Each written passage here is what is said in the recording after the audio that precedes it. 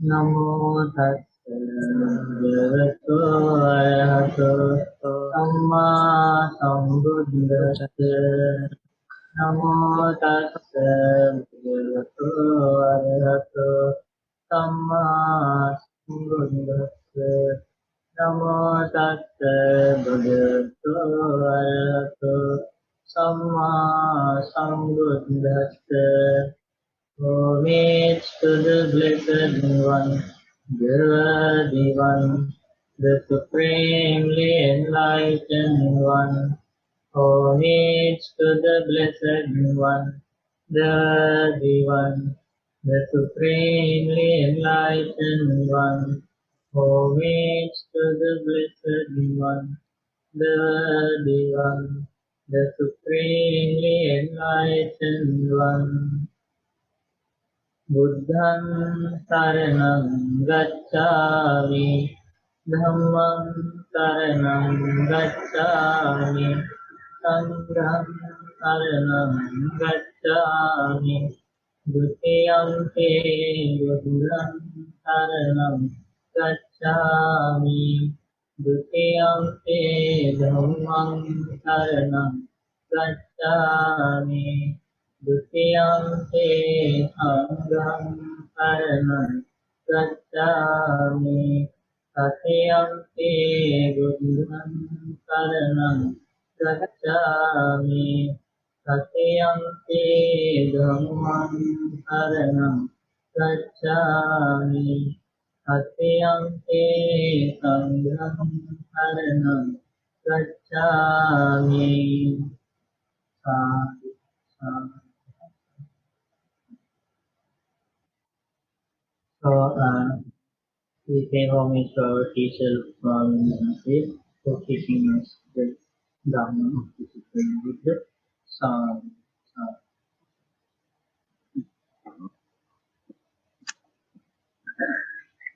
So, dear Kalyan class, I think last time we were learning about some Dhamma from the Bodhirājakumāra Sutta. Do you remember? Yes. From the Majjhima Nikaya. And a prince named Bodhi built a brand new palace. So before him using it, he invited the Buddha and the Sangha to first use it in order to receive blessings. So he invited the Buddha and the monks. So Buddha went there with monks. He offered dana. After the meal, he sat near the Supreme Buddha and he wanted to discuss some Dhamma with the Buddha. He asked this question. If you can remember, he asked, Bhante, I have an opinion about this life that happiness cannot be gained through happiness. Happiness can only be gained through pain. So there is a painful path in life to gain happiness. That was his opinion. And do you remember then Buddha explained gradually how he attained enlightenment by avoiding the extreme of gratifying the senses and the extreme of torturing the body, self-mortification. He wanted to tell the Prince Bodhi that he attained this very pleasant path, the Noble Eightfold Path, in order to attain enlightenment. It was not a painful path because he already avoided the extreme of torturing the body or giving pain to the body. So he wanted to emphasize the happiness and the pleasantness of the Noble Eightfold Path, and by following such a happy, beautiful, blissful path, the ultimate happiness is also possible. That was the main topic of the sutta, and Buddha explained how he realized all the other extremes are wrong, and he gave pain to his body to the maximum level, but finally he realized it was meaningless, and then he gathered some food. He went on arms round and he started to regain his strength, physical strength.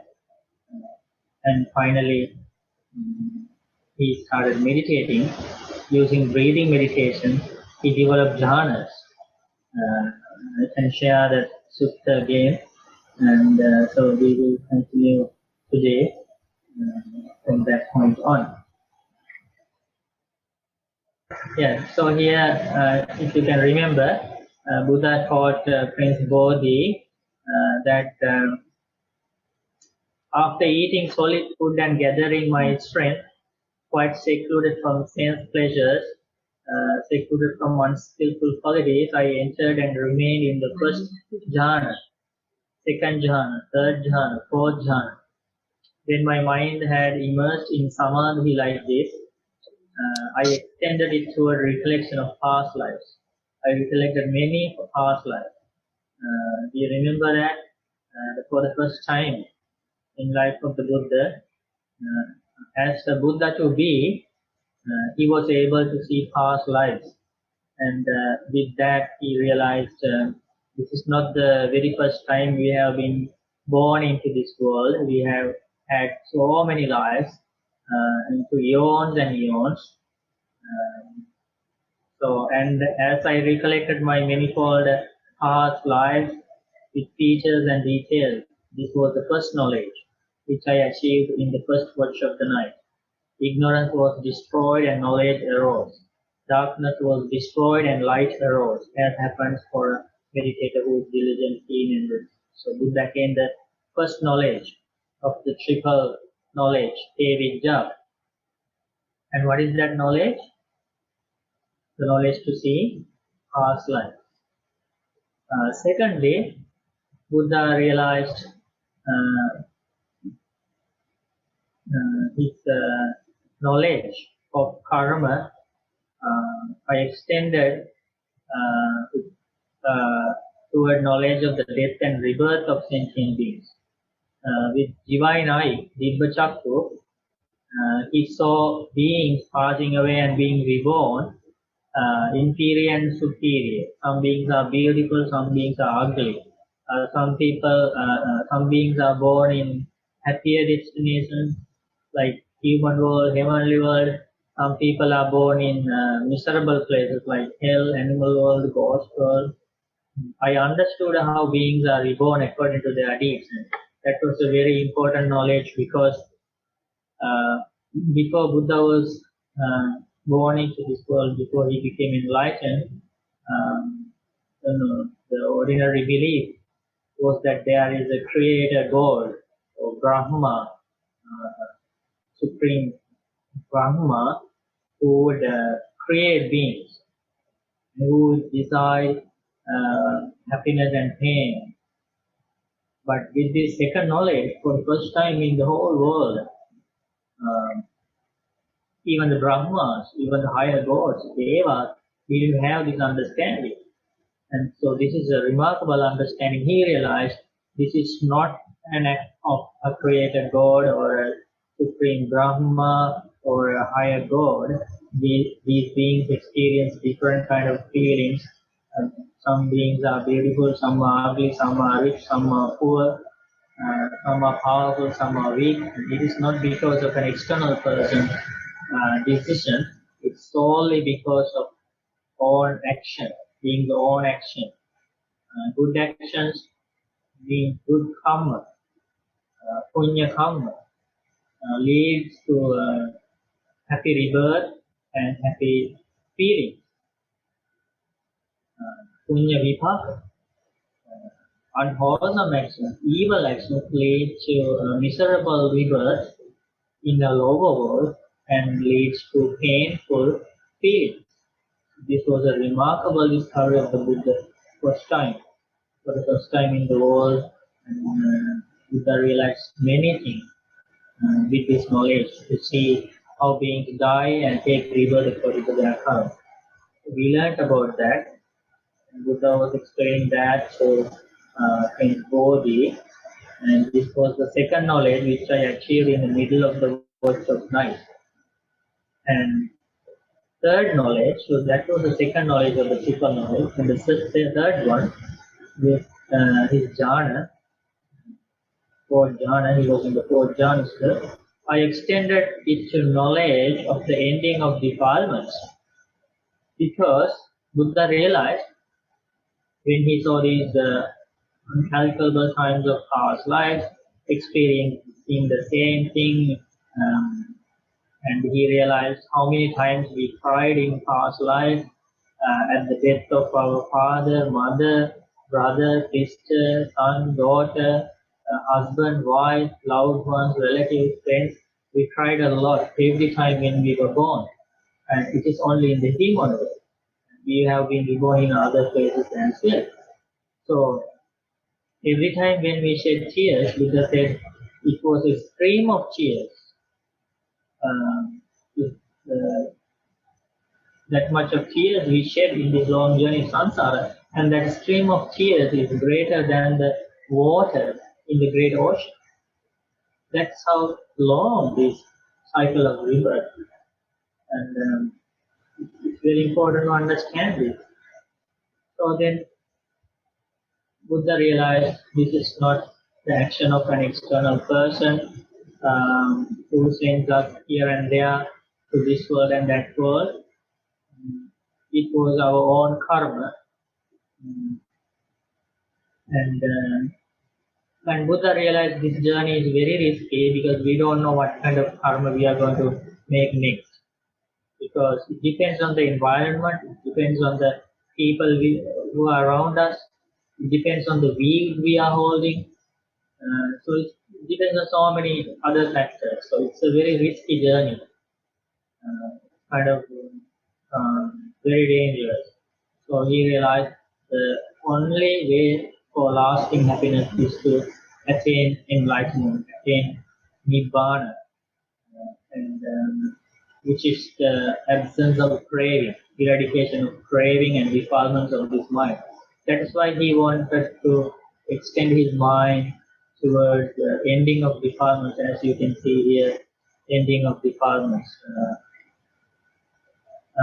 To do that, he wanted to understand the root cause of suffering and the Four Noble Truths, dependent origination, five aggregates of clinging, six sense bases. All these deep teachings he had to understand. And there wasn't a teacher to help him, so he discovered all these things, the truths of his life by himself, following the Noble Eightfold Path. So he explains here, the Buddha explains, I truly understood this is suffering. This is the origin of suffering. This is the cessation of suffering. This is the practice that leads to the cessation of suffering. So he realized the Four Noble Truths. So if we can think of the five groups of clinging, Panchupadana, that includes the Noble Truth of suffering. He realized everything about the five groups of clinging, about the body, form, aggregate, feelings, perceptions, volitions, and consciousness. He realized everything. And if we think about the Noble Truth of suffering in terms of six sense bases, and the knowledge of the six sense bases, how they arise, how they cease, is included in the Noble Truth of suffering. So that means he realized everything about these six senses. What happens when we see something, what happens when we hear something, when we smell something, when we taste something, when we touch something, when we think something. He realized how this cycle of rebirth is formed. And if we think about the suffering in terms of understanding suffering in terms of the elements, he realized how earth element, water element, fire element, air element leads to the cycle of rebirth. How craving is formed with these four elements. So he realized everything with regards to the elements. Like that, he realized suffering, noble to suffering. And secondly, he realized the origin of suffering. He realized because these five groups of clinging continue every time when we are reborn. Because of these six senses come into play every time when we are reborn. Because of these elements, because we crave, we cling to these elements, the suffering continues. Then we want to know the cause of suffering.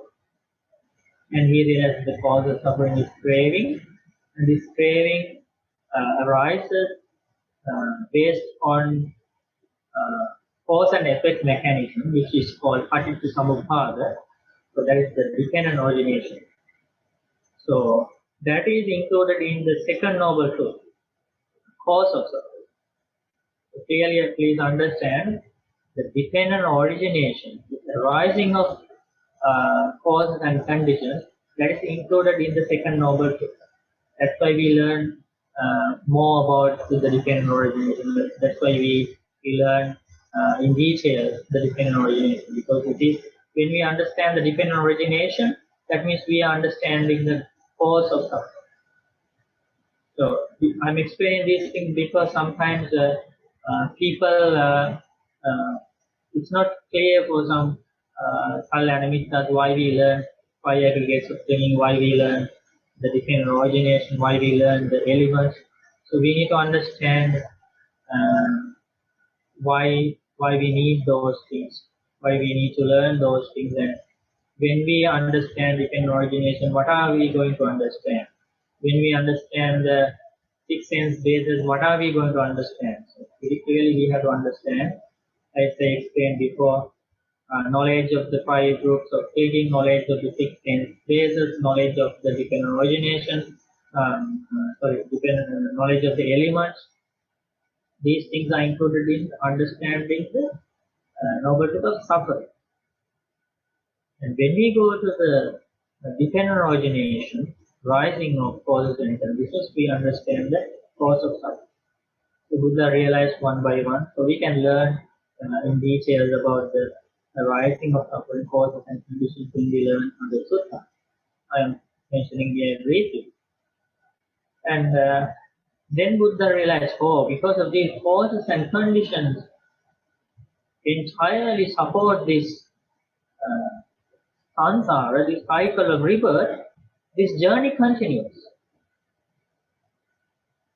This journey continues. Ignorance supports, formation supports, nama rupa supports, consciousness supports, like that. We realize everything about the cause of suffering.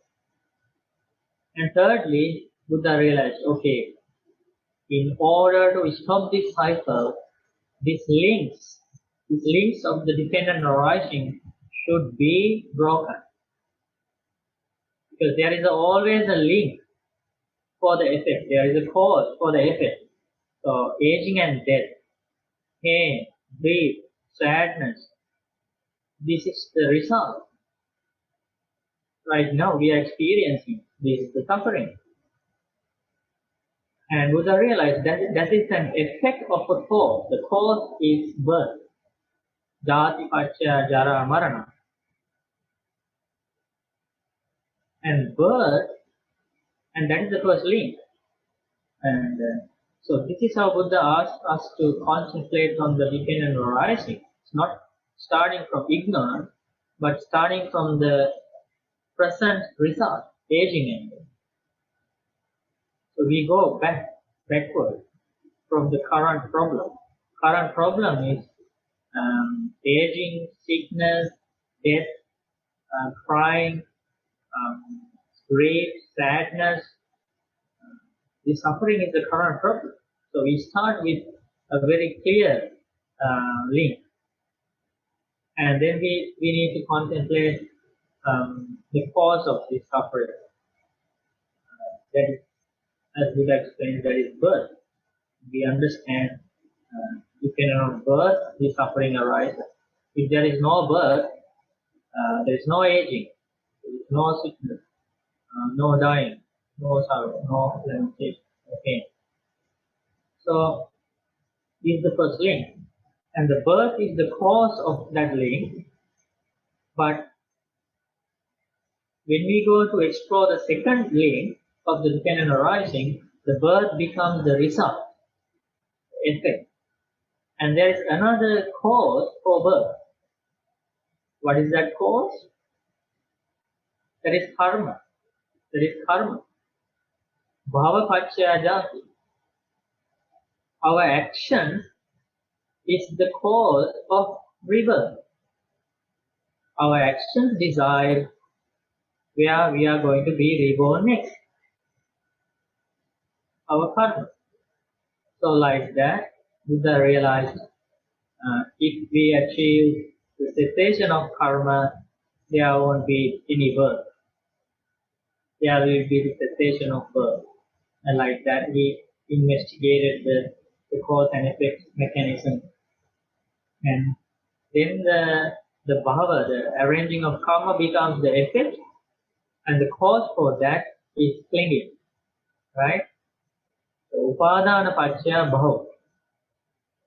And Buddha realized there are 4 types of clinging: clinging to greed, clinging to sense pleasures, clinging to weeds, clinging to meaningless rites and rituals, and clinging to the view of self. So, when we have these 4 types of clinging, they give rise to karma. That's how he realized. So like that he realized the upadana becomes the effect, and there is a cause for upadana. The cause is, you remember the cause for upadana? The cause for upadana is craving. Yes. Tanha. Craving. Or tanha paccaya upadana. Craving is the cause of clinging. And Buddha realized as long as we have craving, we will have clinging. But when we attain different stages of enlightenment, some of the clinging are abandoned. So the karma is arranged according to that abandonment of some of the clinging. For example, when the noble disciple attains the first stage of enlightenment, the Silabbata Upadana and Ditthi Upadana are abandoned. So the clinging to weaves are abandoned. We can learn about weaves in detail later. Clinging to meaningless rites and rituals are abandoned. So because those 2 clinging are abandoned, that affects the arranging of karma. So the karma will not be arranged for a Sotapanna who has attained the first stage of enlightenment to be reborn in hell, animal world, and ghost world because of the abandonment of those 2 types of clinging. Kamupadana and Ditchupadana and Silabbatupadana. Abandonment of the clinging of sense pleasures and abandonment of the clinging to meaningless rites and rituals. There are 2 upadana are remaining. That is the clinging to sense pleasures, kamupadana, and the clinging to the view of self, attupadana. As a result, he will still be reborn in heaven or Brahma world. If he attains the second stage of enlightenment, none of the remaining clinging are abandoned, but the Kamupadana is weakened. As a result, he will be a once return. See, now you can understand how this clinging, upadana, completely affects the karma. Because the karma decides where you are going to be reborn. When one becomes a non-returner, attaining the third stage of enlightenment, that karma-upadana, clinging to sense pleasures, is also abandoned. So now, how many clinging are abandoned in the life of a non-return, anagama? 3 clinging, 3 types of clinging are abandoned. Kama-upadana abandoned, Ditthi-upadana abandoned, Silabbata-upadana abandoned. These first 2 upadana were abandoned at the first stage of enlightenment. And now the Kama Upadana is also abandoned. So how many Upadana is remaining? The non-returner. Only one. Only one, the last one is remaining, clinging to the view of self. And I read a beautiful sutta recently, Yammaka Sutta, Kemaka Sutta, in the Samyutta Nikaya. They very clearly in the Dhamma discussion, one of the Bhantes explained about the nature of the mind of a non-returner. And what happened during the discussion, so there was this one Bhante explaining about the stages of enlightenment, and then there were other around, I think, 50, 60 monks were asking questions. The beautiful thing that happened in the end of the Dhamma discussion was that Bhante, who was already a non-returner, while explaining the Dhamma to others, attained the arahantship, liberation. He became an enlightened monk. And the listeners, the other monks who were asking questions, also attained enlightenment. They became arahants. They became liberated monks. That was the result of the Dhamma discussion.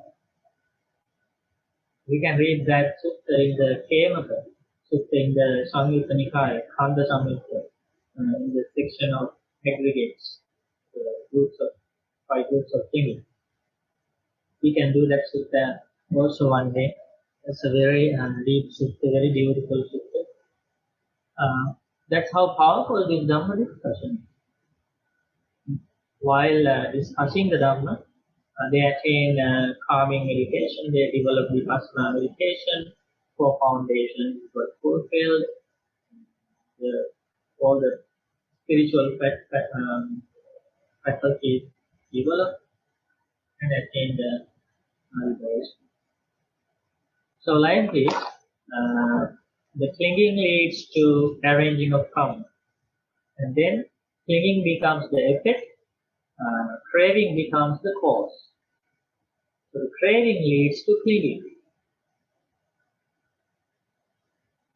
Then craving being the effect, it becomes the effect. What is the cause of craving? Feeling is the cause of craving. Vedana paccaya tanha. So this is a very beautiful teaching which encourages us to investigate the true nature of our own life, because we cannot, it's not about looking at somebody else, trying to solve external problems. It would have been very hard because it's an external thing. But this is about looking into our own life. That makes things easier. So feeling leads to craving. Every time when we see something, when we hear something, when we smell something, when we touch something, when we taste something, when we think something, if we are mindful what is happening, we can see a feeling arises. So this feeling leads to craving. Buddha asks us to understand this. And like that, these are the links of the different origination. So the next link is the cause for feeling, and the feeling is the effect. What is the cause for feeling? It is the contact. Assa paccaya vedana. Contact leads to feeling. In order for a feeling to arise, definitely 3 things should come together in each sense base. In the seeing process, 3 things should come together. I, the meaning of I, meaning of visual object, and the consciousness. So when these 3 things come together, I, visual object, and consciousness, a feeling arises. In the same way, when we hear something, ear, the union of ear, sound, ear consciousness. These three things come together. When we smell something, these three things come together. Meaning of nose, smell, and consciousness. As the result, feeling arises. When we taste something, tongue, taste, and unconsciousness come together. Feeling arises. When we touch something, body, tangible, and consciousness of body arises. These three things come together. The feeling arises. See how activated it is? You can see this because even though you want to hold on to that feeling, you cannot do that. Because the feeling entirely depends on these three things. You don't have control over these three things.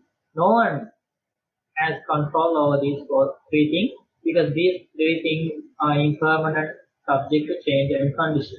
That is what we need to understand to end this suffering. In the thinking process, these three things come together: mind, thought, and consciousness. And then feeling arises. So if we concentrate on the arising of feeling due to the coming together of these three things and the cessation of feeling due to the cessation of these three things, we will understand the cause and effect mechanism, how it works. This is a very important link, the link of feeling and craving, and then link of contact and feeling, contact and feeling. This is the way, this is the important link to understand in order to abandon sakkaya ditthi, the identity, the notion of self. If we understand this, we will understand the Four Noble Truths very clearly. We will start to understand. And so it is very important to concentrate on these links of the dependent origination. Buddha realized these things one by one. So we can understand about this dependent origination. We can learn more about it in future programs. So Buddha realized once the contact is realized, and that is the conditioned thing, the feeling is a conditioned thing, and when we keep concentrating on the impermanence, on the conditioned nature of these things, the selfless nature of these things, because all the effects follow the impermanent causes. So effects are never permanent. So that is what we understand. We understand that. So when the noble disciple attains the first stage of enlightenment, he has a special knowledge. This is called Dhamma Chakku Patilabho, the gain of the eye of Dhamma. And that is explained. What is the meaning of that? And it is in the Dhamma Chakku Sutta as well. The meaning is Yankinchi Samudaya Dhamman Sabbantam Nirodha Dhammanti.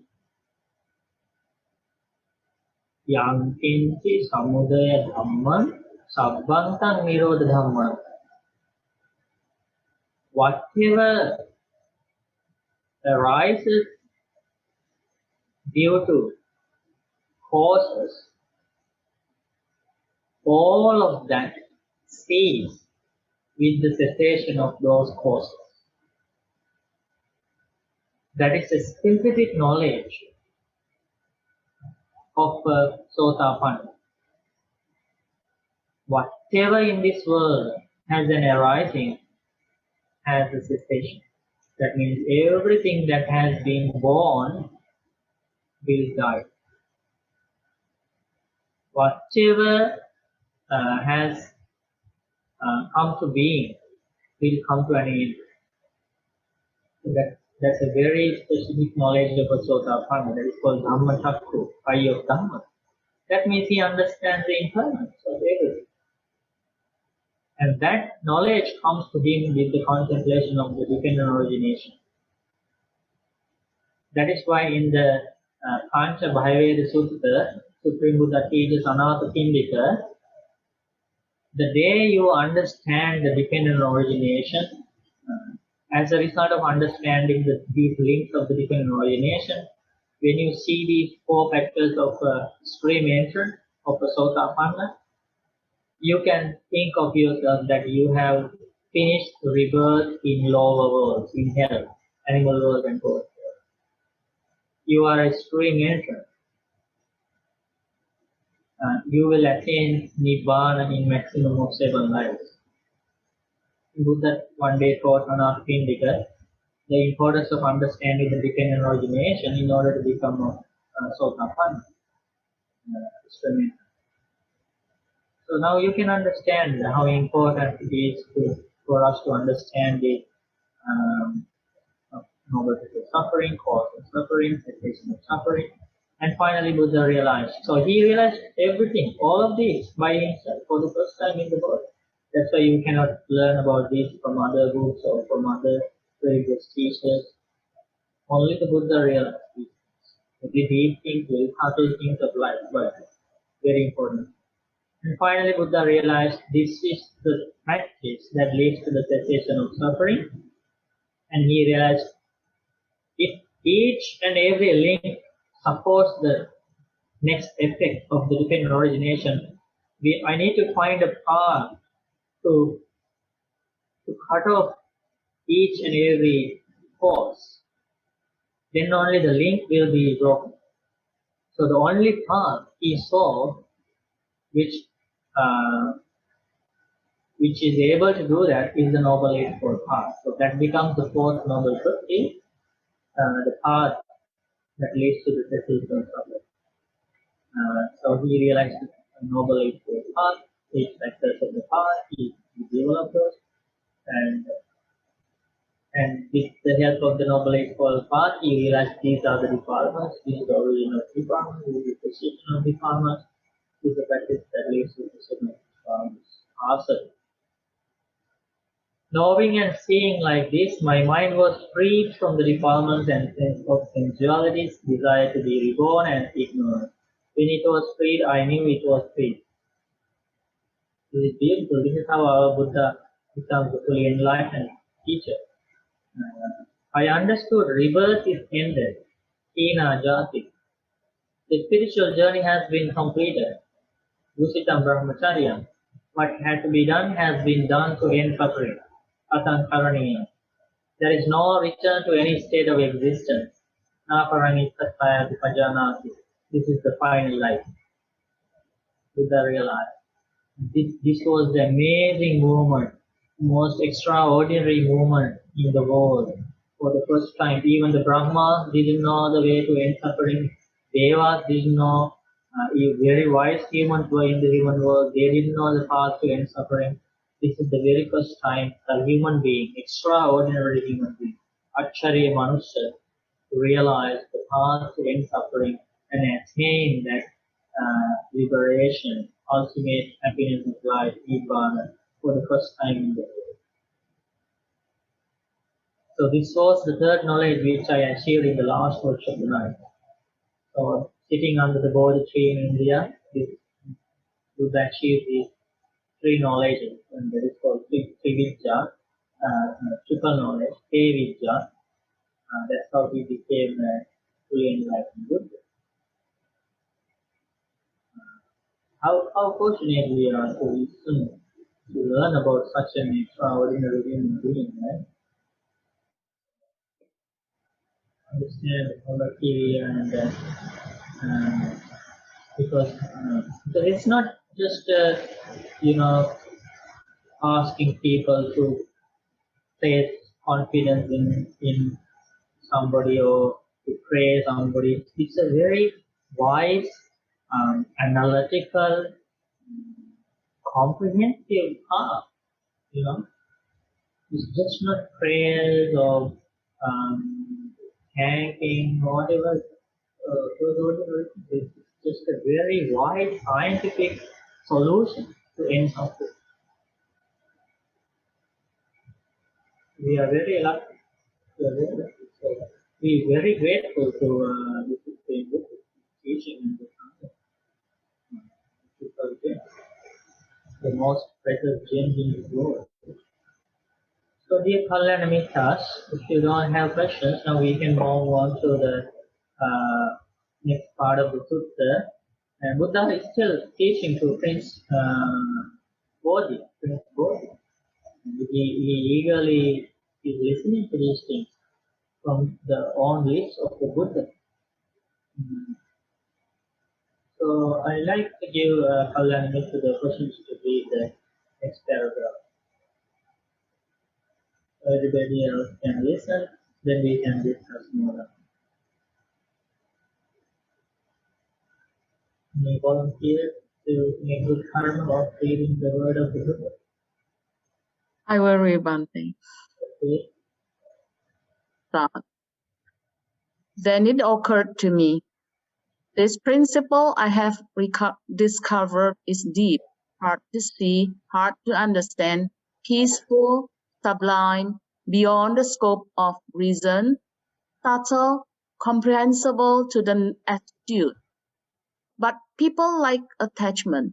They loved it and enjoy it. It's hard for them to see this thing, that is, specific conditionality, dependent origination. It's also hard for them to see this thing, that is, the stealing of all activities, the letting go of all attachments, the ending of craving, fading away, cessation, extinguishment. And if I were to teach the Dhamma, others might not understand me, which would be wearying and troublesome for me. And then these verses, which were neither supernaturally inspired nor learned before in the past, occurred to me. I have struggled hard to realize this, enough with trying to explain it. This teaching is not easily understood by those mired in greed and hate. Those caught up in greed can't see what's subtle, going against the stream, deep, hard to see, and very fine, for they're shrouded in a mass of darkness. As I reflected like this, my mind inclined to remaining passive, not to teaching the Dhamma. Let me explain something here. And we rejoice in you reading from So dear Kalyanamitas, here, what do you think of the Buddha's thoughts here? Like, so he has realized this amazing teaching, the amazing path in suffering, and you know how hard he worked to attain that. He had a very serious battle with the evil one, Mara. And he had battle with his own departments. He won all these battles, and he knew how hard it is to control these departments, to overcome these departments, and he knew how hard it is to realize the dependent origination.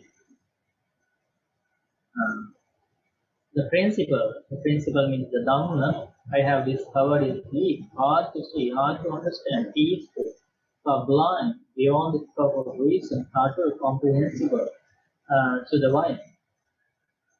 So, as we realize the dependent origination, it's a very subtle teaching. But people like attachment. People, if when we understand the dependent origination, we understand the meaningless nature of attachment, right? Because we understand all the effects stay, last, as long as the cause lasts. So even though we like or not, when the cause disappears, when the cause changes, the effect changes. We can't hold on to anything in this life. So it's the opposite of attachment we would develop, the detachment. So, but what Buddha saw with his eyes was that people like attachment. People enjoy it. Yes, Buddha says they love it and enjoy it. They love craving, they love attachment, they love greed. So if I were to teach a Dhamma that's going against the spirit, in the verse we learn, Buddha saying going against the spirit. So people are going with the current, with defilement. They like defilements, they like attachment, they like craving, they like greediness, they like collecting, they like clinging, and they gain happiness through these things. Even though it's a temporary happiness, they don't understand it. They keep chasing after these things. On the other hand, Buddha would go to them and would teach something going against the spirit about the end of suffering with detachment, with letting go, with calmness of the mind, with clarity of the mind, with not having defilement, with cleansing the mind, purifying the mind. So the Dhamma is going against this thing. So isn't that fair for the Buddha to be reluctant to teaching the Dhamma? When he realized this human nature, and he realized, if I were to teach the Dhamma, others might not understand me, which would be wearing and troublesome for me. So it's very fair for Buddha to have that kind of thought when he understood the complexity of the minds of the people. So then, when Buddha was thinking like this, sitting under the Bodhi tree in India, fortunately we can still see that Bodhi tree and where Buddha was sitting, and also those people who already visited those sacred sites are very fortunate, because we don't know when we have the next chance to go there because of the things happening in the world. We can be very happy about our karma. Some of the people in this world had already had the opportunity to go there and see with their own eyes the exact place where Buddha was sitting and doing this wise consideration and understanding everything. And now he is explaining in the same way what happened there. It's so alive. And but we bless the whole world. We bless all the people. May this spreading of virus end soon, and may people soon have the opportunity to go again to India and to Nepal to see those sacred Buddha sites, Buddha sacred sites worship, have complete pleasant mind there, and feel that radiance of the Buddha, the presence of the Buddha there, and make our good karma, we should bless the whole world. By the power of the good karma we accumulate through this Dhammadana, listening to the Dhamma, may that good karma help all beings in this world with new peaceful lives again. So, what happened next? Say Buddha explained. Another Kalyana Mitta.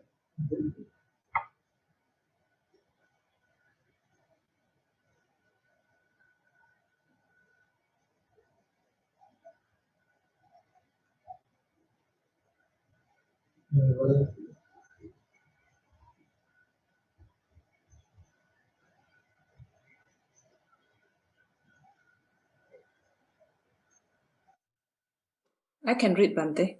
Dayani, Oh, yeah. Oh, Suryani, you want to? After this, it's very first, that's fine. Very can read. So who is reading now?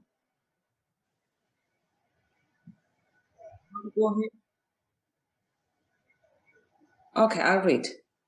Suryani. Then Brahma Sahampati, knowing what I was thinking, thought, "Of my goodness, the world will be lost, the world will perish." For the mind of the realized one, the perfected one, the fully awakened Buddha, inclines to remaining passive, not to teaching the Dhamma. Then Brahma Sahampati, as easily as a strong person would extend or contract their arm, vanished from the Brahma realm and reappear in front of the Buddha. He arranged his robe over one shoulder, knelt on his right knee, raised his joint palms toward the Buddha, and said, "Sir, let the blessed one teach the Dhamma. Let the Holy One teach the Dhamma. There are beings with little dust in their eyes. They are in decline because they haven't heard the teaching. There will be those who understand the teaching." That's what Brahma Sahampati said. Then he went on to say, "Among the Mahagadans, there appear in the past that an impure teaching taught up by those still stained. Fling open the door to the deathless. Let them hear the teaching the Immaculate One discovered." Standing high on a rocky mountain, you can see the people all around. In just the same way, all seer, wise one, ascend the place built of Dhamma. You are free of sorrow, but look at these people, overwhelmed with sorrow, oppressed by rebirth and old age. Rise, hero, victor battle, leader of the caravan, wander the world without obligation. Let the Blessed One teach the Dhamma. There will be those who understand.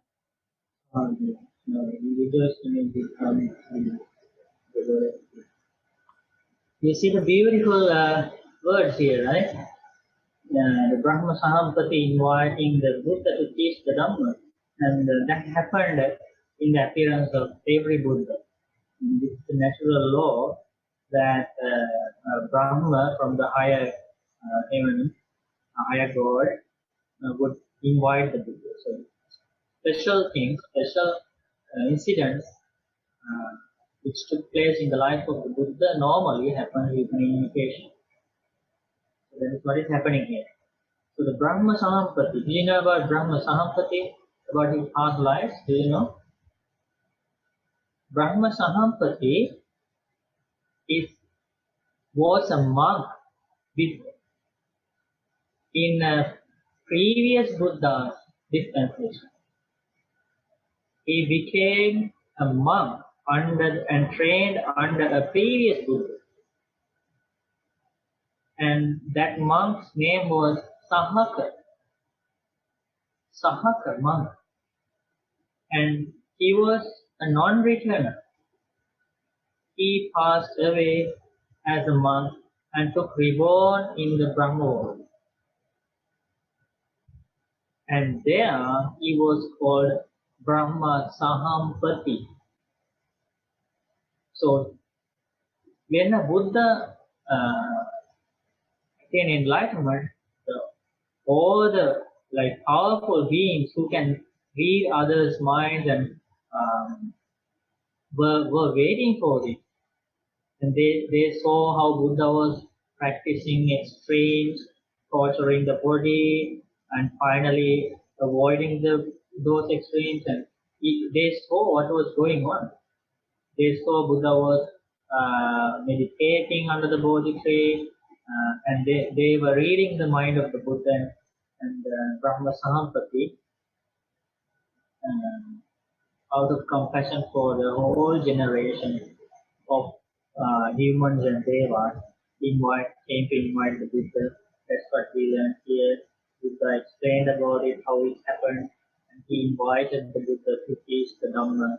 And did you see the beauty of these words, praising the Buddha?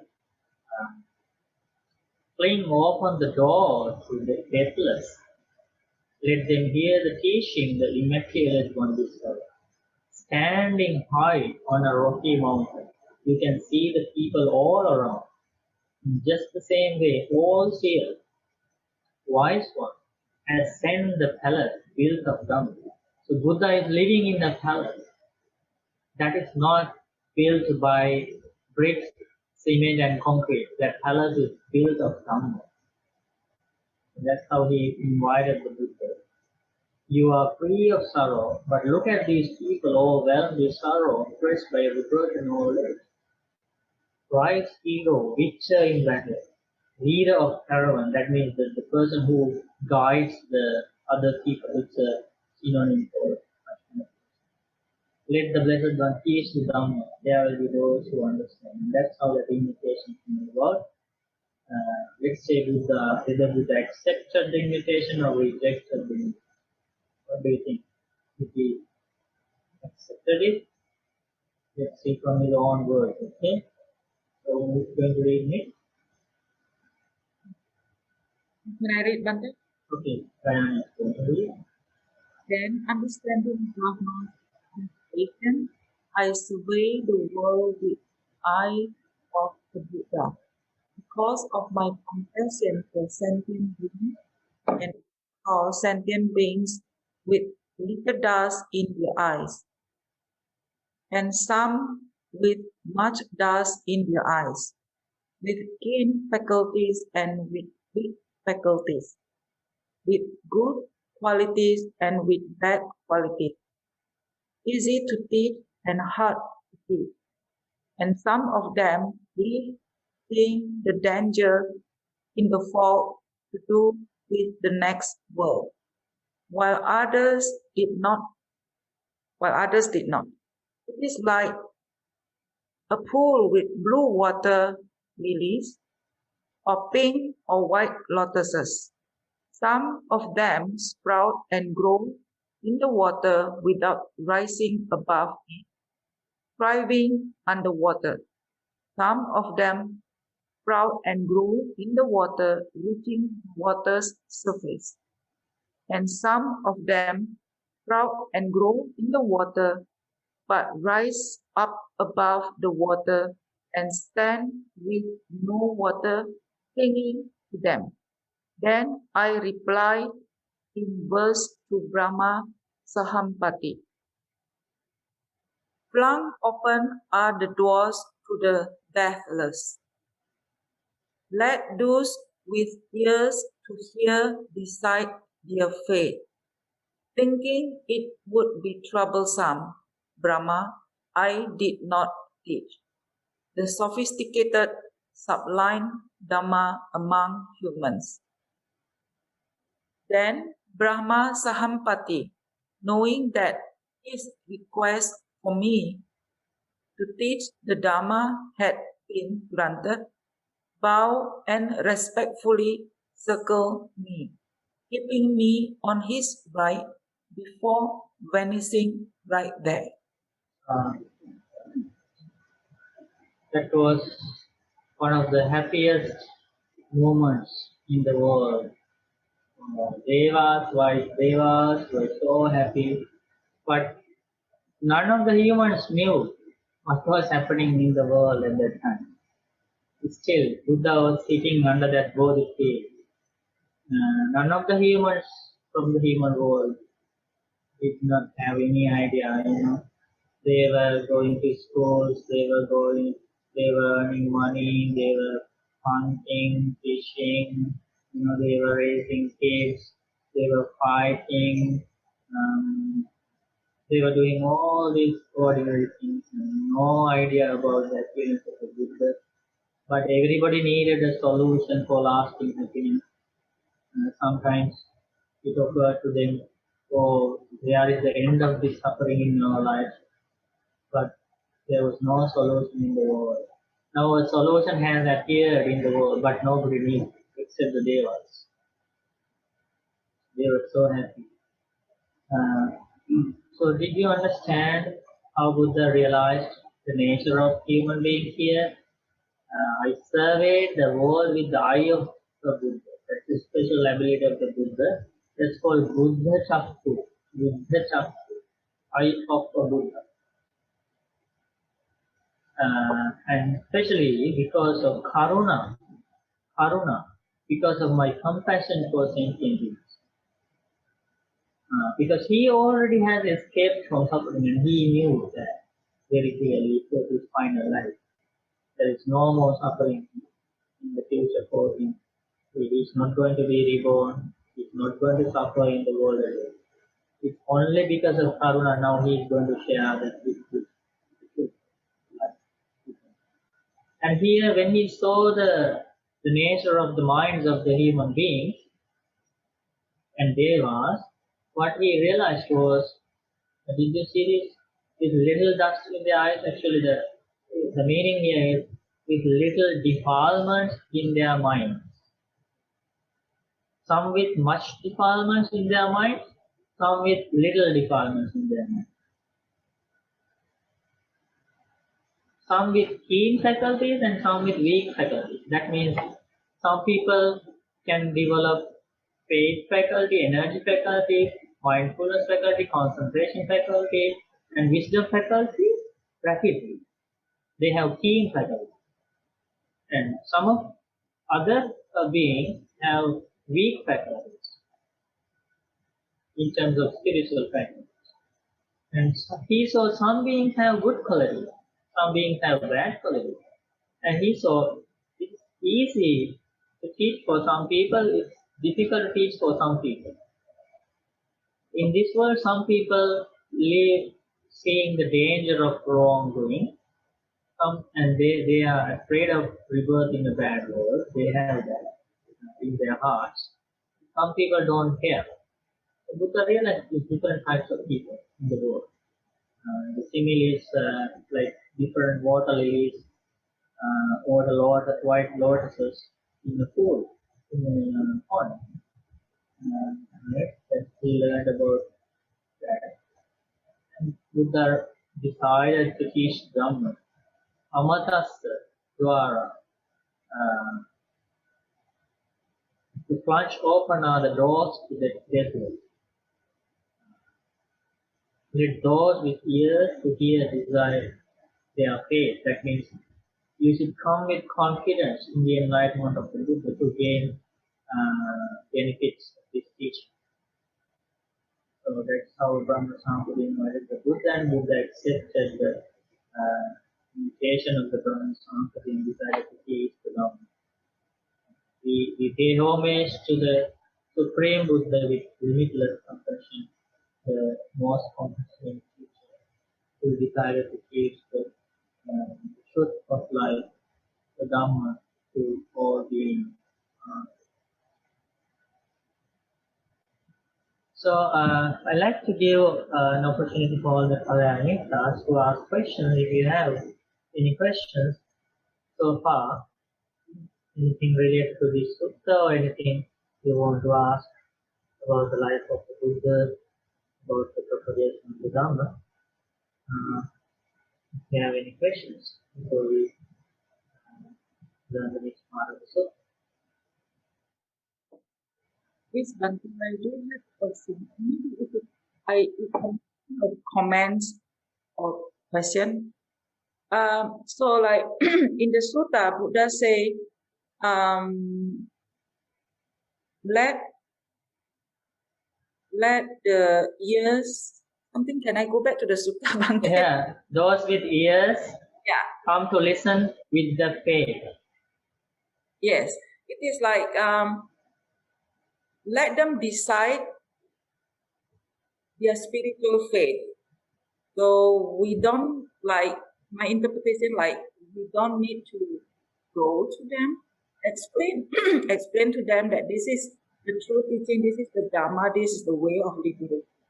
Like some other religions, they were on the streets and hand over flyers for people to come to their place to learn something for their liberation, and they call them as a savior or something like that.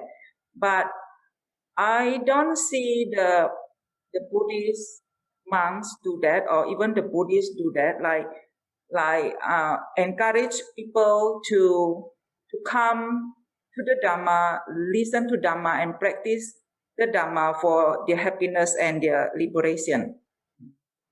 So for those people who do so, they say this is a good merit, it's a good way to save them from the darkness, from the sadness. And from the Buddha teaching, it looked like they are not into that way, but it is let the human to decide what they want to do with them. What's your comment on this, Bante? Thank you. Okay.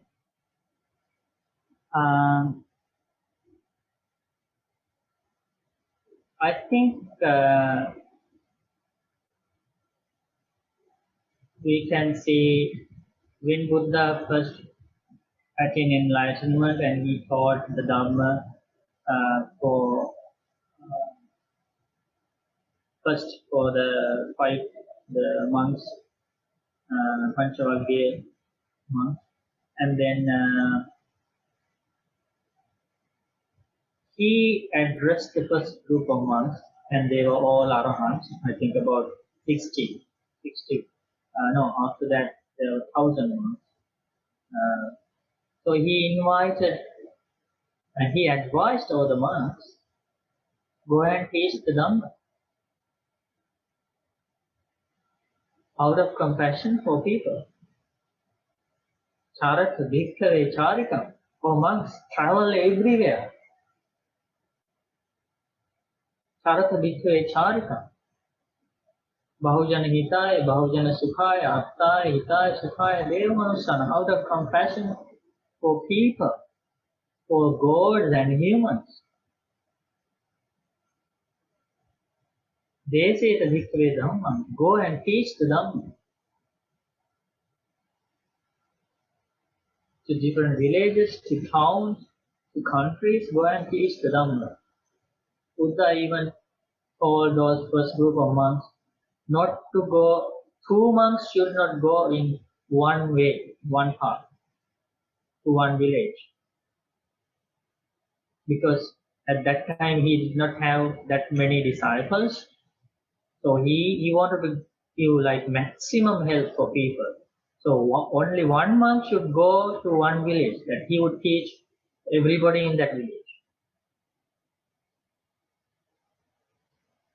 It is true that that interest to learn the Dhamma should come from oneself, and we don't in the teaching of the Buddha we don't have such a thing like forcing others to have belief in this teaching, or to say that if you don't believe this teaching, you are against this Dhamma and you go to hell and like that. We don't have such a thing. It's just out of compassion. We just give them the opportunity to learn this first, and if they like to follow this, they would like. If they won't follow this, that's okay. So it's just giving the opportunity for people who have interest, who think that they can learn something from this teaching. It's a completely free will, free decision that they can make. We can say such a thing in the Dhamma, and the Buddha also encouraged monks, if you have compassion for your parents, for your relatives, your friends, you should encourage them to understand the Four Noble Truths. You should encourage them to understand the Noble Truths of suffering, cause of suffering, end of suffering, path to end suffering. You should encourage them to learn this. So yeah, we can see that kind of Dhamma propagation in the teaching. That is how this Dhamma will spread far and wide in this world, giving solutions to people. Okay. Any other questions? Any other questions? Namo Buddhaya, Bhante. Can I ask Bhante? Bhante, following Dayani's question, nowadays, Bhante, there are many like because of this COVID-19, there are many like Zoom, Zoom meets with this Buddhism, Buddha's teachings going around, Bante. And what I understand is whatever teachings there are there, according to the Buddhas, we must check against the Sutta to know whether that's true, like it's really based on Sutta or, it's not. But let's say for some people, like for me, Bante, I haven't even read all the Suttas. Can Bante give some guidance, Bante, what to do in like my situation, Bante? How do I know, Bante? Yeah, I can understand the question. So it is, the whole Dhamma part depends on the association of Kalyana Mittas and listening to the pure Dhamma, the teachings of the Buddha. Those two factors are called Sappurisa Sansevo, associating with Kalyana Mittas, the noble friends. Saddhamma Savanam, listen to the teachings of the Buddha. So these two things should come from external factors. If these external factors are accurate and they are genuine, then only the other two internal factors will grow in somebody's life.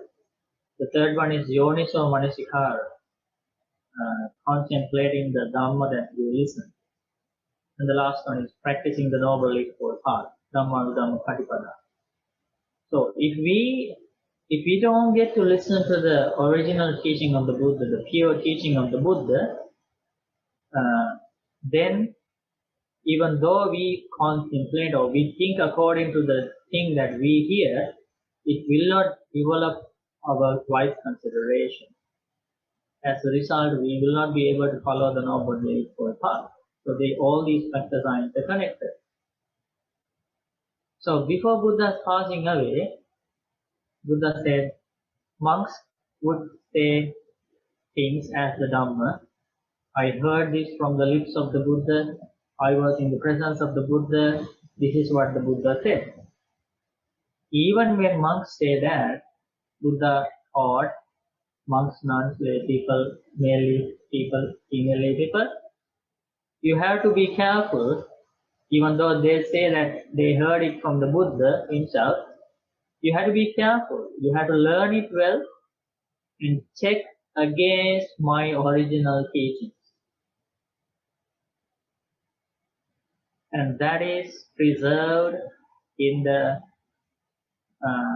collection of long-length discourses of the Buddha, middle-length discourses of the Buddha, numerical discourses of the Buddha, connected discourses of the Buddha, minor discourses of the Buddha.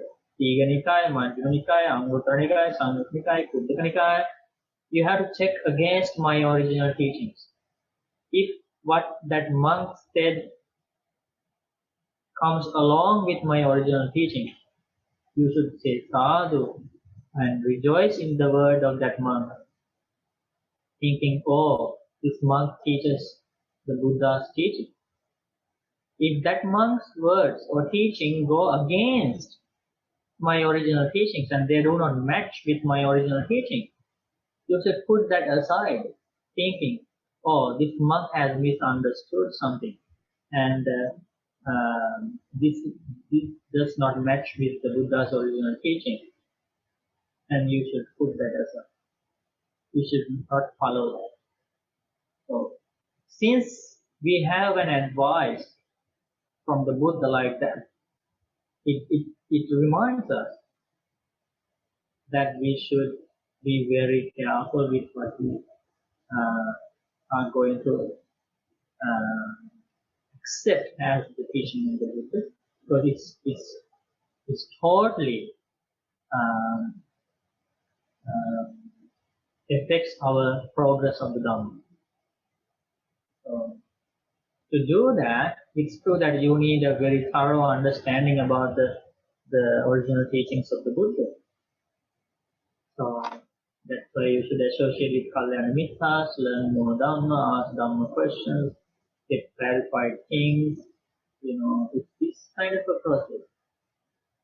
But it's very clear that one has to be very careful not to waste this opportunity to follow the true path shown by the Buddha. Otherwise, as happened to us in our past lives, we will miss this opportunity as well.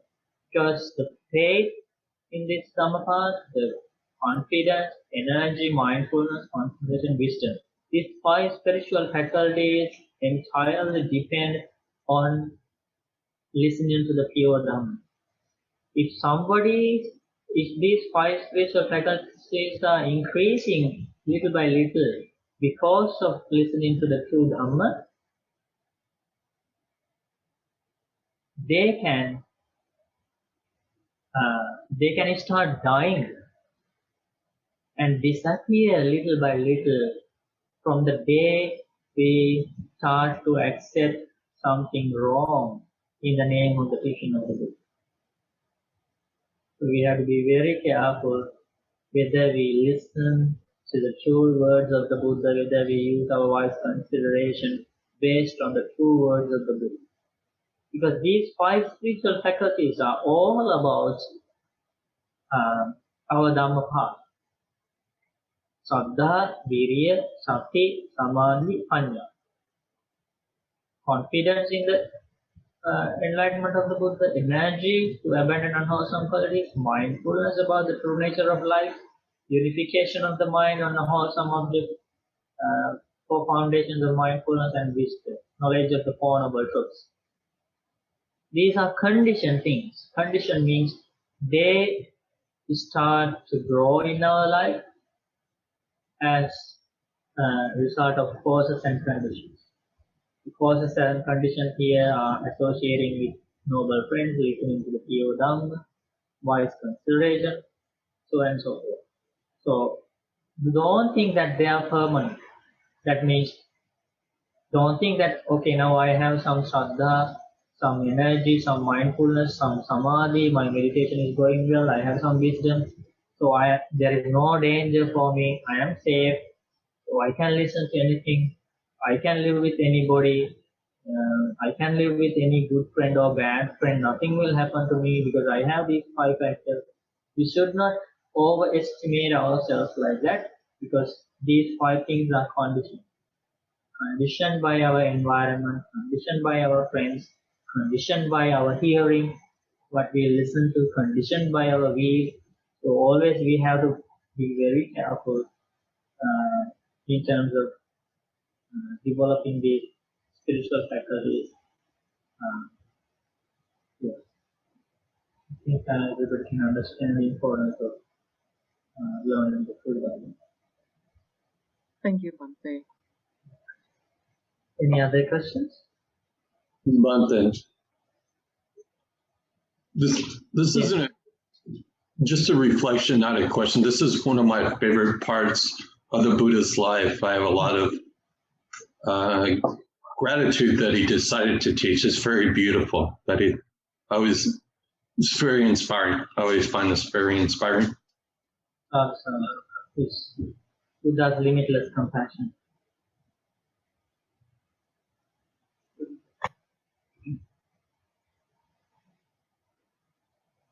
Aina? Oh, your mic is muted. Turn on the mic. Okay.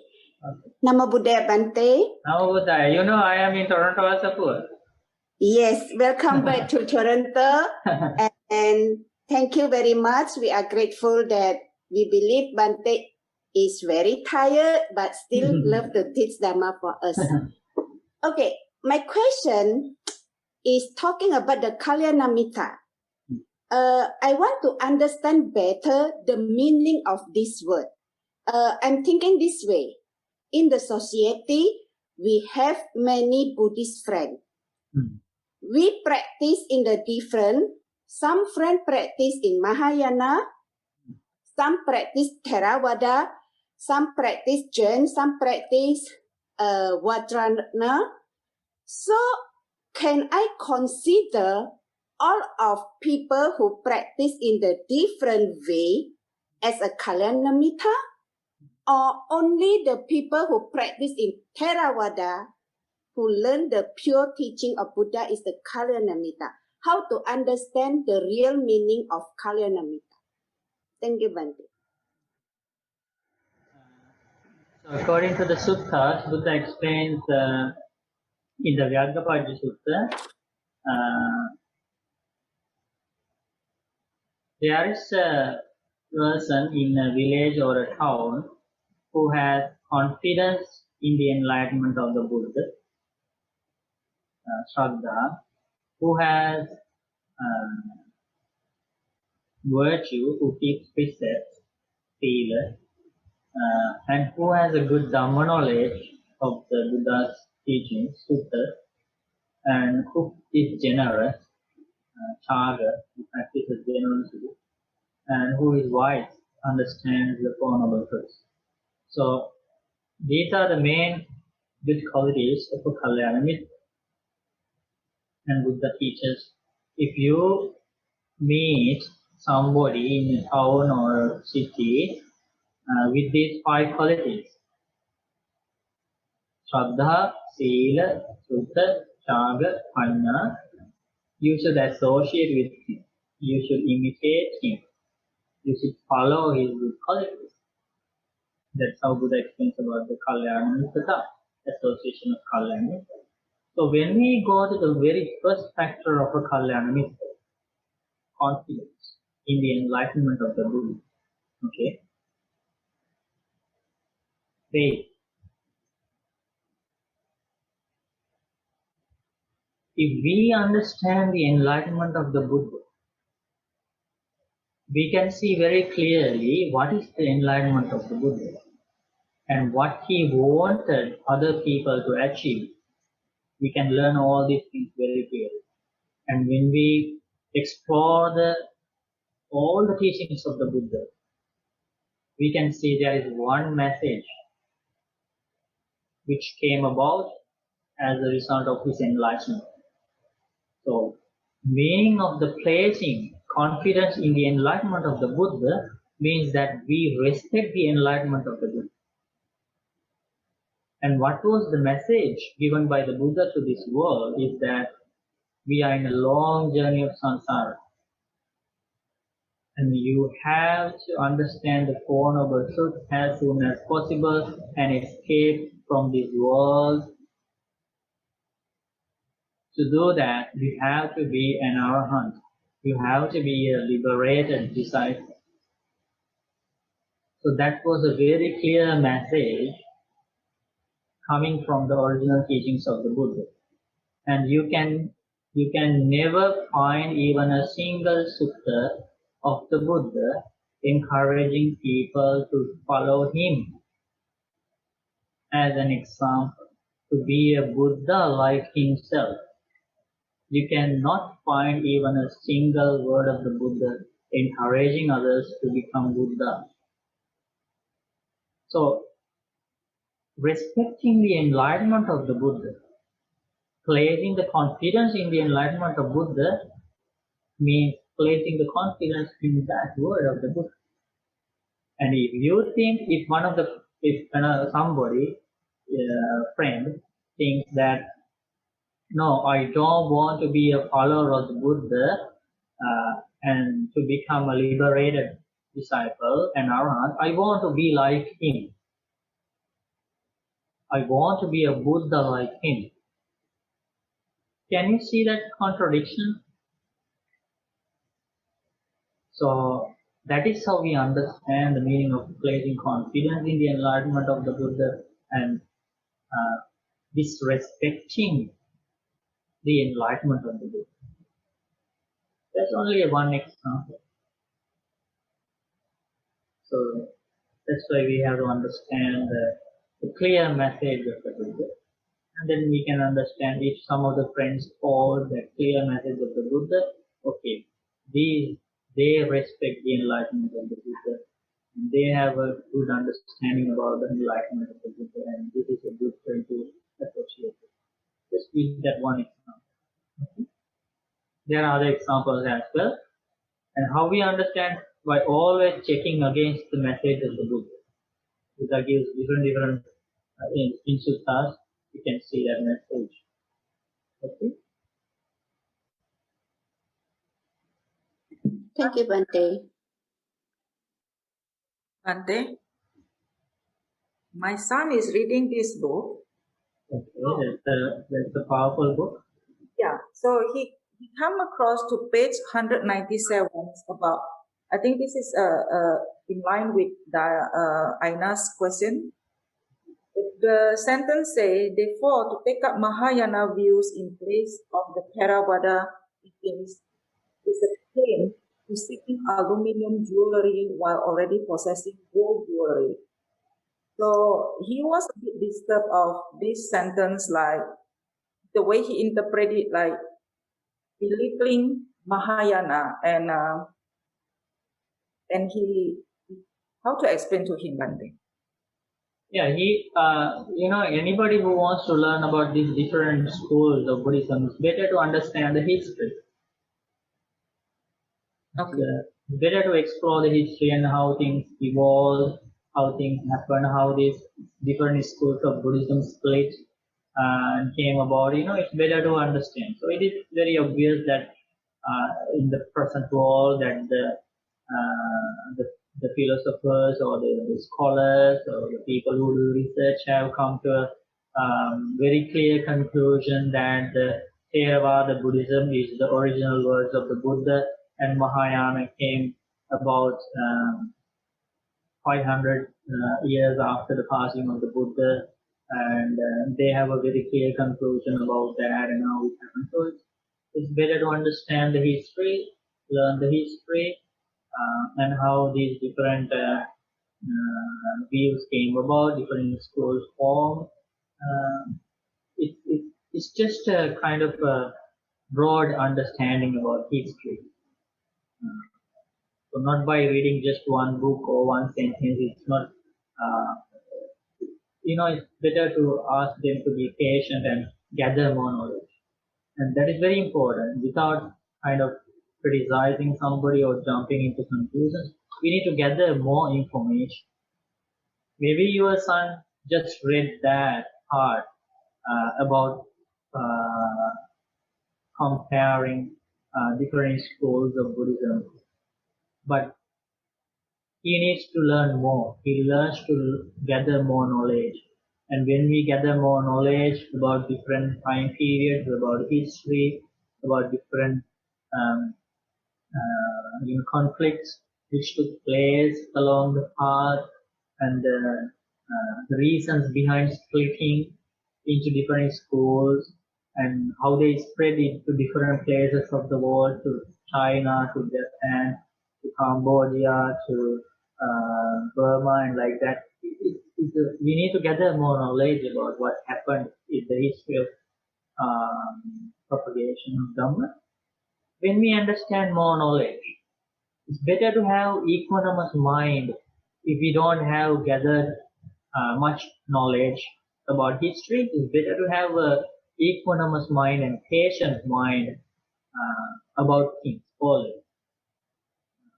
So patiently we need to gather more knowledge. And if we get more knowledge, and at some point, if we have come to a considerable amount of understanding about the history, then naturally we will understand, oh, this is what happened, this is the meaning of this, and like that we will see more to it. Okay? At this point, if you don't, or if anybody doesn't have much knowledge of the history, it's better to be patient. It's better not to argue with people. It's better not to jump into conclusions. Only thing we should do is to gather more knowledge. Okay. And also, we should not waste our time. We should put these teachings into practice. And if we understand the truth of the original words of the Buddha, that gives a very strong evidence. Our own practice gives us a strong evidence, a strong foothold to follow the original teachings of the Buddha. So gathering more knowledge and putting these teachings into practice are the key areas to protect us. Of it clarifies things. Any other questions? Bante, I think there's a question in the chat box, Bante. It's about US election.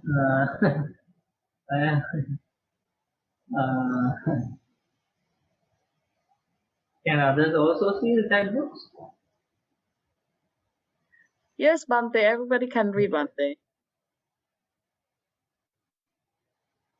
Okay, the question is, I have been following the US election too closely one day.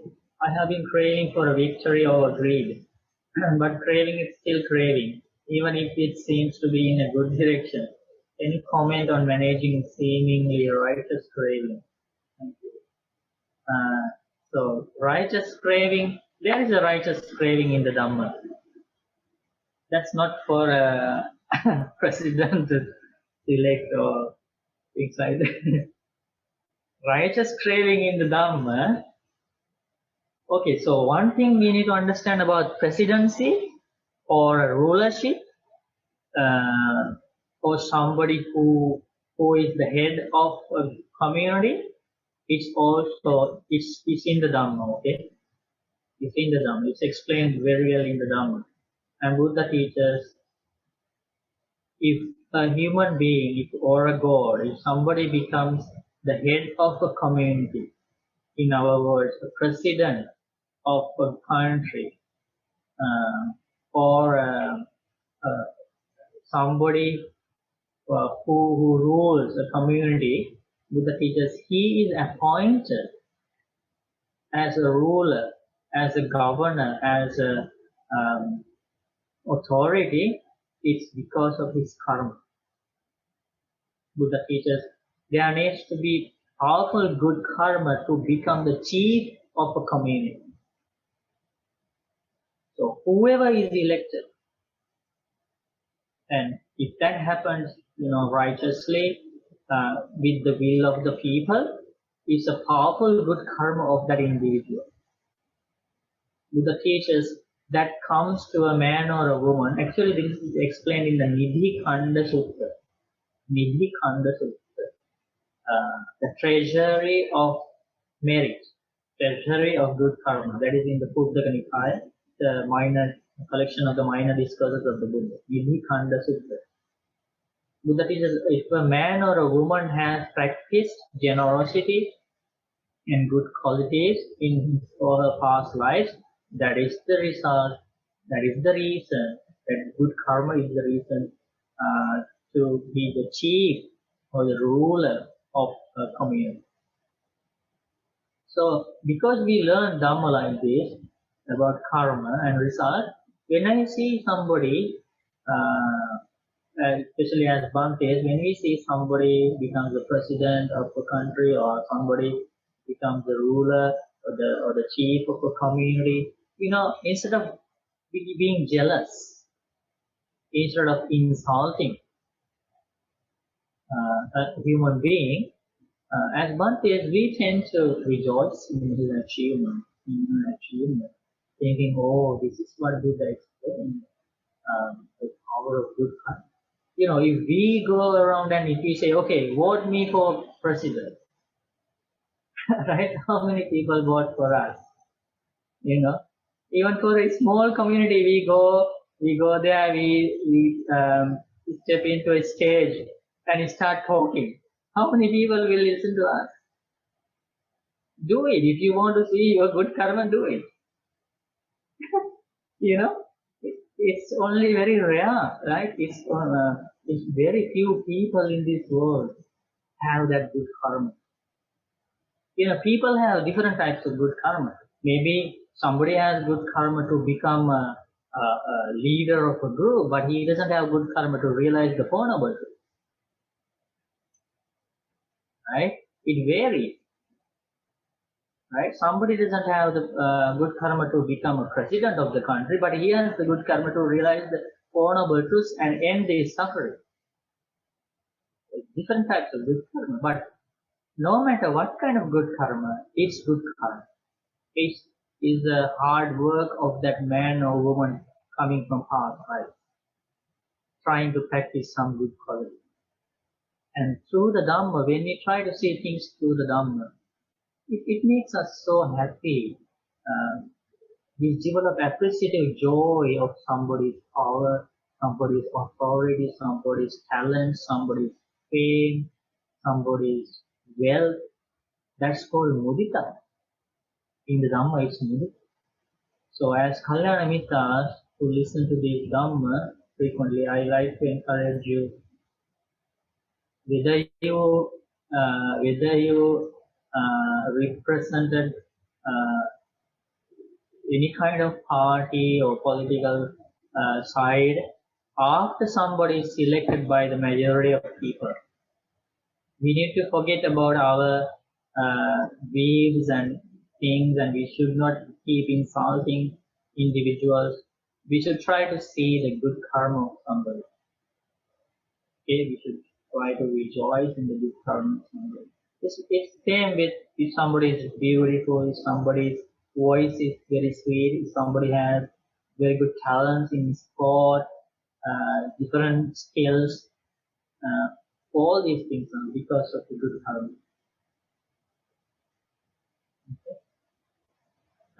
So in terms of righteous craving in the Dhamma, craving, there is a specific name for righteous craving in the Dhamma in Pali, and that is called Chanda. Chanda, Samadhi, Adhana, Sankara, Samannagati, Vipadam Bhali. Chanda. Chanda means he has desire, or in your words, if you say craving. But normally craving, I don't know craving is used in a negative sense, but here it's a positive sense. Chanda. Desire to abandon unwholesome qualities is a righteous craving. Desire to cultivate wholesome qualities is a righteous craving. Desire to purify the mind is a righteous craving. Desire to listen to the Dhamma is a righteous craving. Desire to practice the Dhamma, keep precepts, desire to meditate, desire to attain Nibbana, all these are righteous cravings. Okay, but don't call them craving because craving has a negative meaning in the world. Okay? So call it desire for good things. Okay? That's a good. I hope I answered Rob's question. And so don't worry with good desires. Okay, we need good desires. If we don't have good desires, then you would be sleeping at this time because you don't have desire to wake up and listen to them. We need desire, good desire. And those good desires, in terms of the desires in developing wholesome qualities, eventually take us to attain Nibbana and achieve the zero desires. So these good desires take us all the way to attain Nibbana and to attain zero craving. So if this desire leads to zero craving one day, listening to the Dhamma, keeping the precepts, meditation, and all these wholesome qualities will take us all the way to zero craving. Why fear? Why fear having good desires? So don't have any fear of having good desires. Okay? We are afraid of bad desires. Desire to kill, desire to steal, desire to engage in sexual misconduct, desire to tell lies, desire to hurt others, desire to get angry, desire to greed. Have fear for those bad desires. Okay. Very good. So, didn't we learn beautiful Dhamma today from the Bodhirājakumāra Sutta? Yes, Bhante. It's more beautiful. It's coming the next part of the Sutta, the remaining parts. Very beautiful. We can discuss beautiful things about the life of the Buddha, about the disciples who first learned from the Buddha.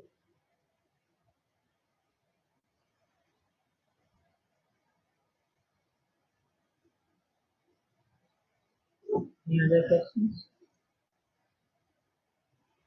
Bhante, I don't know whether I heard it wrongly, but Bhante, you mentioned about Buddha Chaku. Is that a different eye than the Dhamma Chaku, Bhante? Yes. Yeah. Oh, Buddha Chaku. It's in Pali. When Buddha surveyed the different spiritual faculties of the people, he did that with the Buddha Chaku, eye of a Buddha, not with his physical eyes. He directed his mind to see the beings, the kind of scanning the hearts of beings to see what kind of faculties they have. They have strong faculties, weak faculties.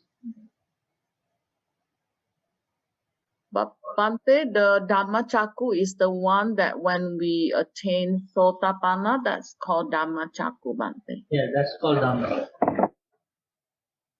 Thank you. If you read how the first monk became the first extreme emperor in the world, Buddha says, Dhamma Chakum Udapad.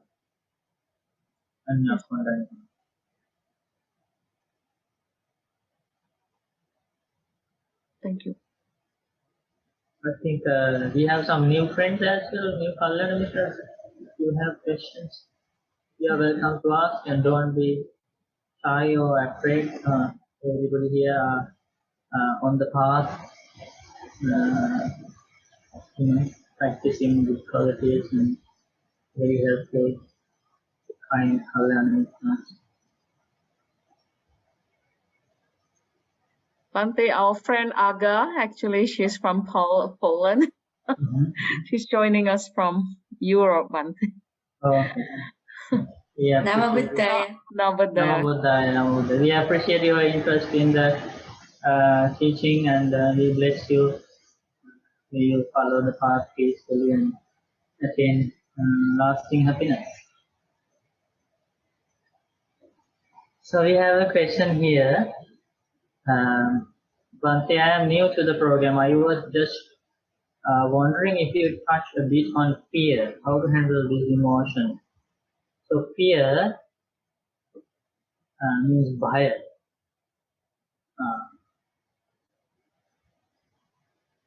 Is Sakkaya Ditthi is the root cause of fear.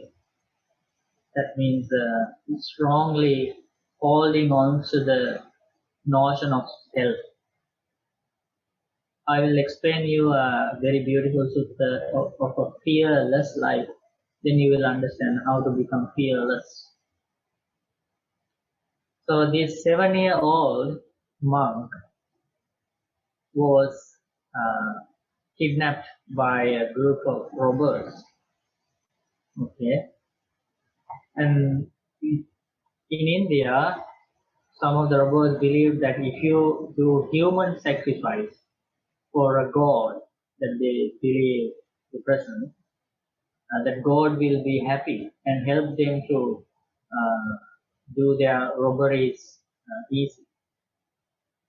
So this time, instead of killing ordinary human being, they wanted to kill a monk and do that human sacrifice to please the god. So they took this monk into the forest, and the chief of the group took the sword and to kill the monk. He wanted to kill the monk. And surprisingly, the robbers noticed the monk was smiling.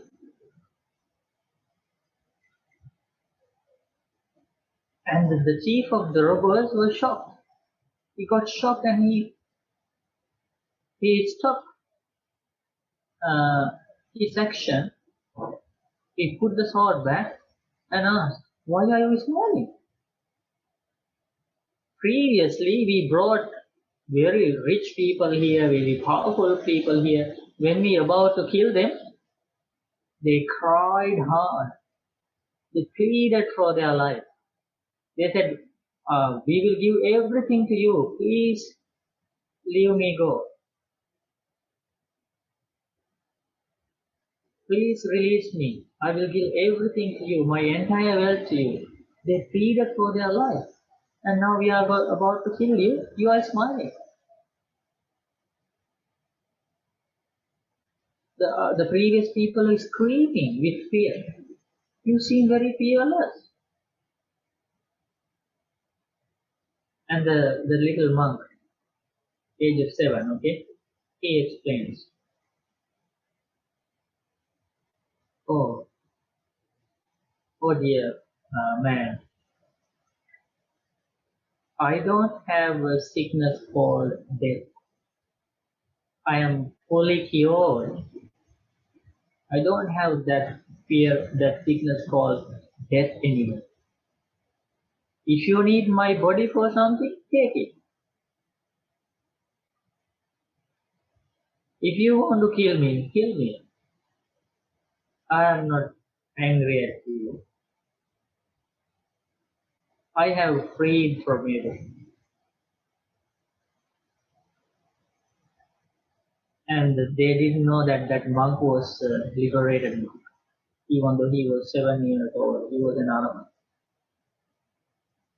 So he didn't have this notion of self. He doesn't have this notion of me, I am, mine, myself. No. He has fully understood at the age of 7 that this life was a conditioned one. This is a selfless life.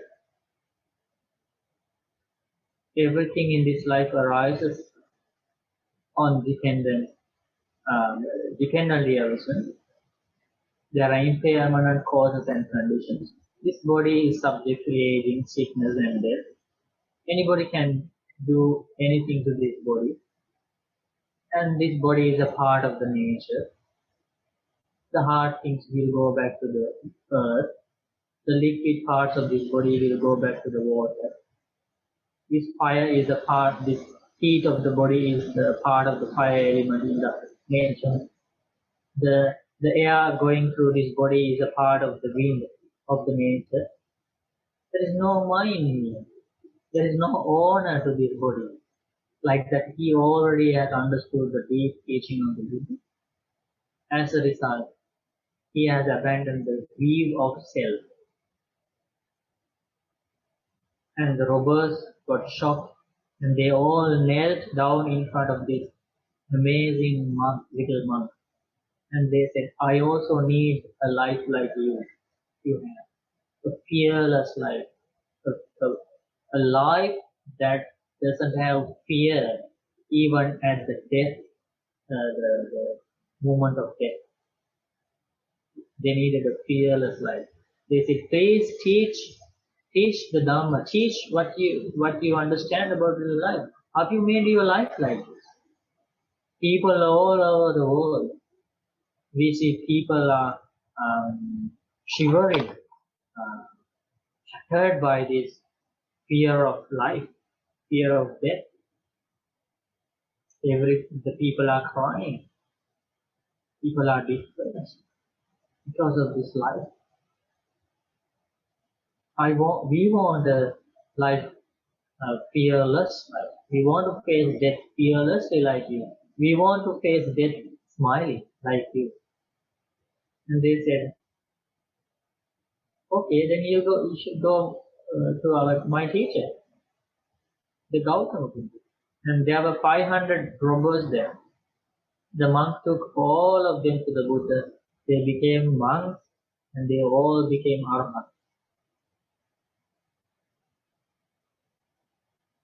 If you like to learn more about this story, read the Voice of Enlightened Monks. That is the translation of Theravada from Pali to English. Theravada. And if you like to read that online, you go to the website suttafriends.org. Suttafriends.org, and there you go to Theravada, and you read the story of this monk. You will find that story there. Yes, so the fear coming because of the defilements, because of the notion of I am, myself, all these things. But when we understand the Four Noble Truths, causes and effects, mechanism, impermanent nature of everything, the fear will gradually go away. Fear will gradually go away. And another reason that fear arises is that the lack of knowledge of the ups and downs of life. Because of lack of understanding of ups and downs of life, because of the gain, loss, happiness, pain, disrepute, praise and blame, all these things, fear arises due to lack of knowledge of the ups and downs of life. So it's better to understand deep Dhamma about the true nature of this life, and the fear will gradually go away.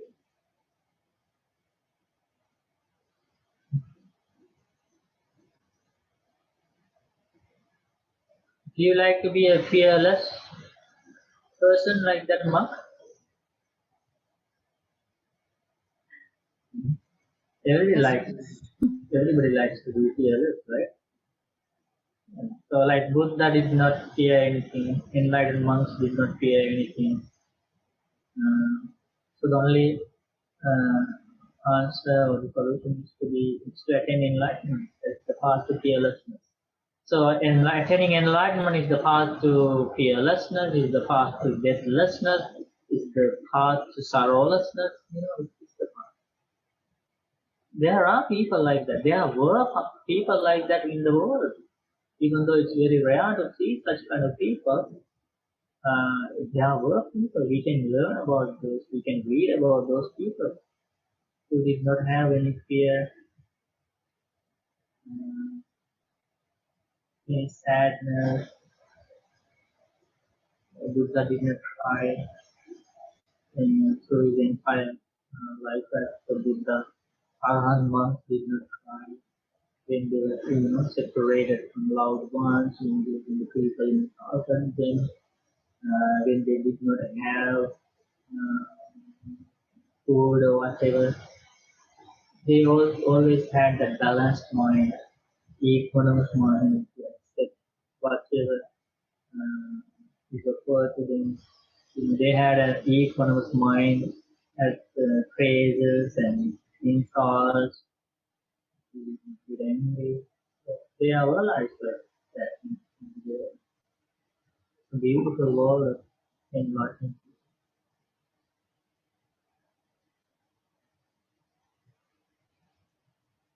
We have another question. Sindhu asking, how should I motivate my mind to sit for meditation a little longer? I think everybody has that wish, expectation. To motivate your mind, sit for meditation a little longer. There are several factors. Listening to the Dhamma frequently, that gives so much energy. Because in the time of the Buddha, in the end of the many discourses, after Buddha preached something to the monks and lay people, normally Buddha would add something to the end of his discourse. He would say, Etani bhikkhave rukkhamolani, O monks, there are roots of trees, they are out there. Etani sunyagara, there are empty huts there, meditation huts there. Jahayata bhikkhave, go and meditate. Ma pamadatta, don't neglect meditation. Don't neglect practicing jhanas. Don't neglect practicing mindfulness, or you will regret it later. Ma pachavi patisarano ahuvat. Don't regret it later. This is my instruction to you, Buddha says. So see how this listening to the Dhamma gives you energy each time when you listen to the Dhamma. It motivates you, right? Listening to the Dhamma is a powerful tool. And also understanding the benefits of meditation.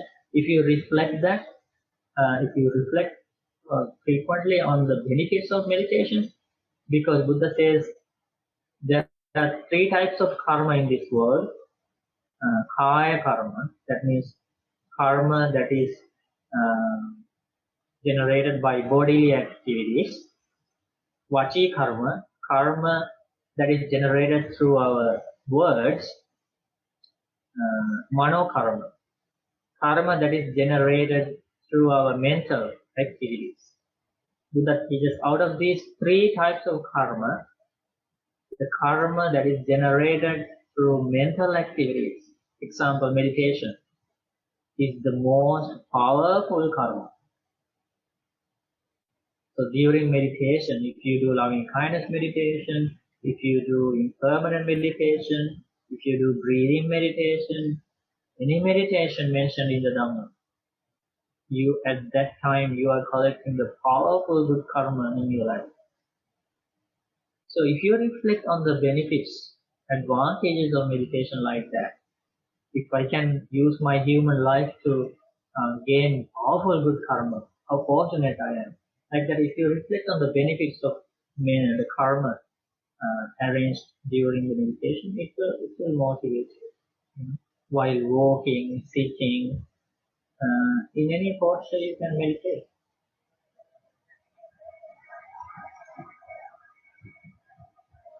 I think those words motivated your mind, right?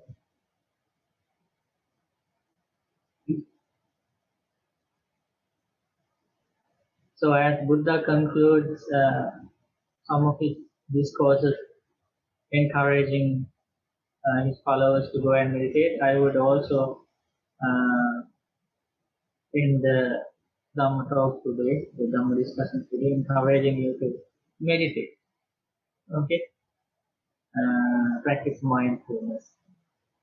If you can sit for some time, you can practice breathing, meditation, focus on in and out breathing. Breathe mindfully. And if you can do loving kindness meditation, as we started this program, we did that meditation. You can keep thinking about those thoughts while walking, sitting, lying down, if you are meditating. If you can practice Vipassana meditation this way. Yeah, because it Buddha teaches. Now we learn lots of things in the teachings of the Buddha about seeing the true nature of life. To see the true nature of life, seeing the true nature of life will give us true happiness, more understanding about life. It's all about understanding the truth of life. The main purpose of listening to the Dhamma, practicing the Dhamma, is to understand the true nature of life and to be liberated from suffering. So they go hand in hand. To attain liberation from suffering, freedom from suffering, one should definitely see the truth of life, true nature of life. They go together. We cannot achieve freedom from suffering if we don't see the true nature of life. So since we need to see the true nature of life, the meditation, the mindfulness, supports us to see the true nature of life. That's why we need meditation. So like that, to meditate, precepts support us. If we have precepts well, if we keep precepts, 5 precepts, 8 precepts, 10 precepts, and so on and so forth, that directly supports the mindfulness practice, meditation. If we don't read precepts, we will not be able to calm our minds down.